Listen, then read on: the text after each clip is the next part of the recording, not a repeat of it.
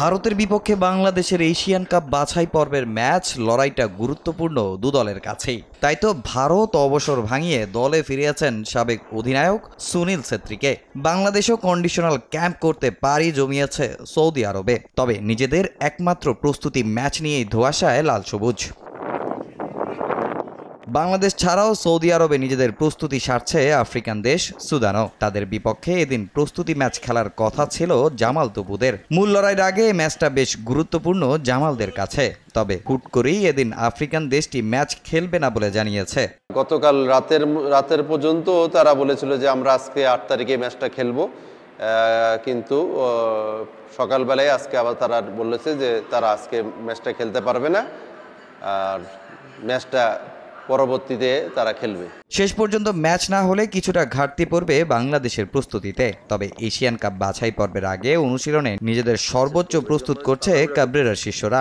Saudi আরবের কন্ডিশনের সঙ্গেও মানিয়ে নিয়েছেন জামাল তপুরা। আমরা আস্তে আস্তে এখানে যে ওয়েদারের সাথে মানিয়ে নিয়েছি এবং আমরা এখন মূলত ট্যাকটিক্যাল সেশনগুলো যাচ্ছি। এবং গতকাল এবং আজকে দুটা ভিডিও সেশন ছিল, যেখানে ইন্ডিয়ার দুর্বল যে দিকগুলো আছে তাদের সেই দুর্বল দিকগুলো নিয়ে আমরা চিহ্নিত করেছি এবং সেগুলো নিয়ে কাজ করছি।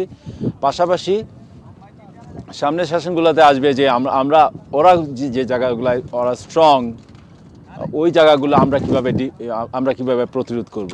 ভিসা জটিলতা কাটিয়ে একদিন পর দলের সঙ্গে যোগ দিয়েছেন রহমত মিয়া। সৌদি আরবে করেছেন প্রথমবারের মতো অনুশীলন। নিজের ও দলের প্রস্তুতি নিয়েও আত্মবিশ্বাসী ব্রাদার্স ইউনিয়নের এই ফুটবলার।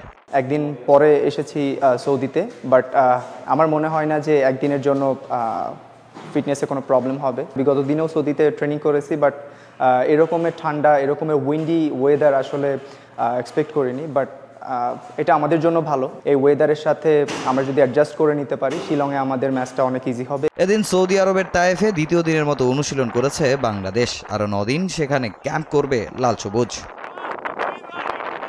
তামিম হোসেন, সময় সংবাদ।